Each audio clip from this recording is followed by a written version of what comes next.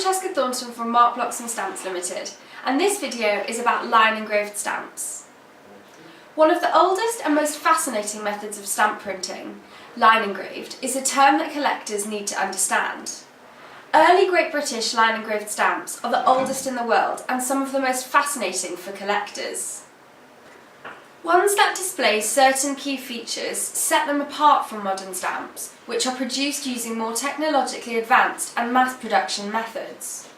The original postage stamp, which was issued in 1840, and 5 others which were issued over the next 30 years, were all produced using this method of printing, intaglio or line engraved. Intaglio printing, which has its roots in the 15th century, is what sets these stamps apart. An American company called Perkins, Bacon and Petch were the leading printers of this method, and it is this method that defined this postage stamp as a line engraved stamp.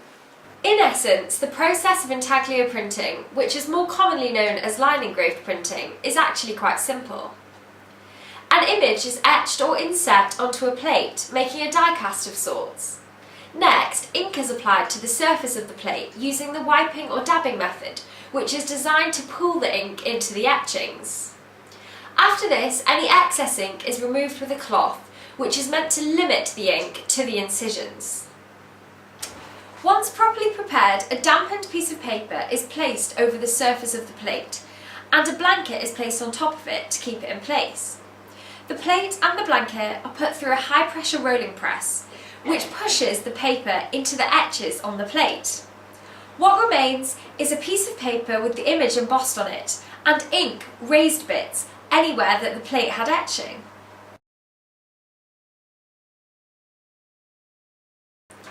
Clearly, the process of line engraved printing is highly labour intensive and inefficient, especially compared to modern technology, which used a surface printing method, much like a printer at home, for example. But this is what makes line engraved stamps so special. In fact, after 1870, all Great British stamps were no longer made using the line engraved method, and until 1934 they used the more modern and efficient surface printing method.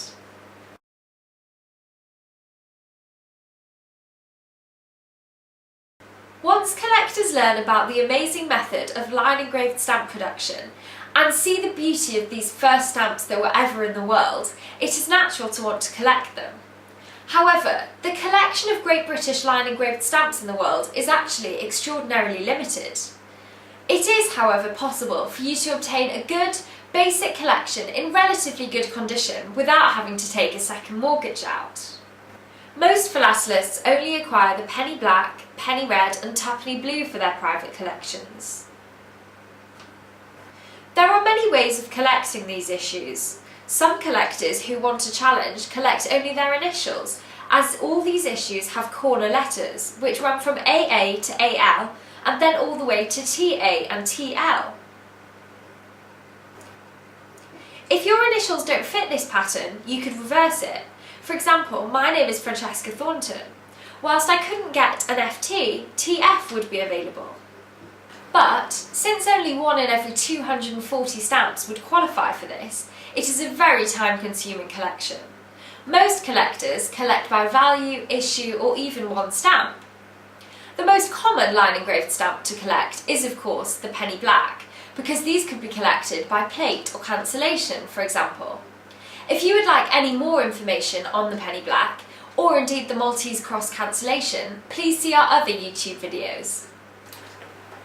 There are varieties on all of the penny black plates, including double letters, re-entries and guidelines. There are also many postmarks to be found on penny blacks, and an exceptional collection can be formed of these. However, many are scarce, rare and expensive. So, whether you collect these penny blacks or the more readily available penny red, the most important thing, as always, is condition. Line engraved stamps in superb condition are scarce to rare, and prices to obtain such items can be many times a basic version of the same stamp. As I have already touched on, the process of line engraved printing happened in Great Britain from 1840 to 1870, and there are indeed around 8 types of line engraved stamps, But the most common, of course, are the penny black, the penny red and the twopenny blue. Here are some examples of those types of stamps.